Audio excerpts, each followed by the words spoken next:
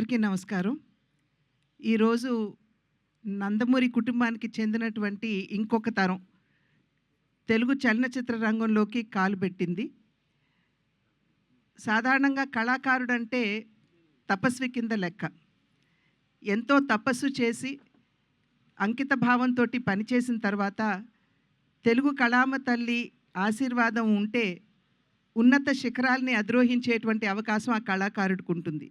ఆ కళ ఏదైనా కావచ్చు, నటన కావచ్చు, సంగీతం కావచ్చు, నృత్యం కావచ్చు, శిల్పకళ కావచ్చు, చిత్రలేఖనం కావచ్చు, ఏదైనా సరే.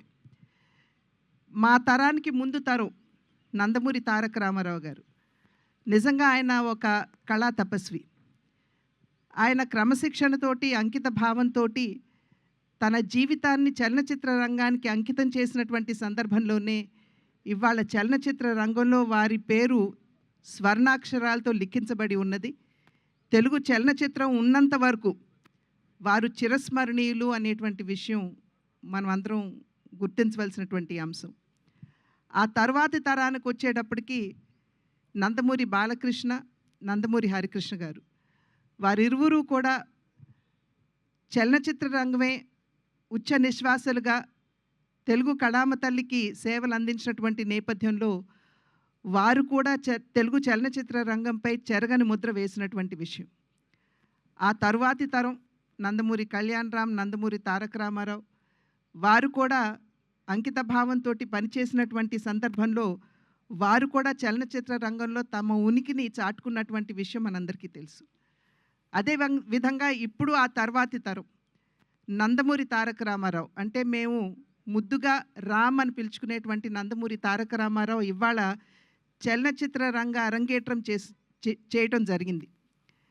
ఆ బిడ్డకి ఖచ్చితంగా తెలుగు కళామ తల్లి ఆశీర్వాదంతో, మా తండ్రి గారు నందమూరి తారక రామారావు గారి ఆశీస్సులు, అదేవిధంగా మా అన్న నందమూరి హరికృష్ణ గారు, తప్పకుండా వారు ఇందాక చెప్పినట్టుగా ఆయన ఆకాశం నుండి తన మనవణ్ణి చూసుకుని మురిసిపోతూ ఉండుంటారు.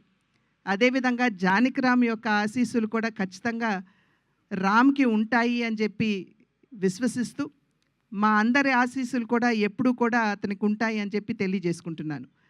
అదేవిధంగా వైవిఎస్ చౌదరి గారు, ఆంజనేయుడి హృదయంలో రాముడు ఏ విధంగా కొలువు తీరి ఉంటారో వైవిఎస్ చౌదరి గారి హృదయంలో, స్మృతిలో నందమూరి తారక రామారావు గారు కొలువు తీరి ఉంటారు.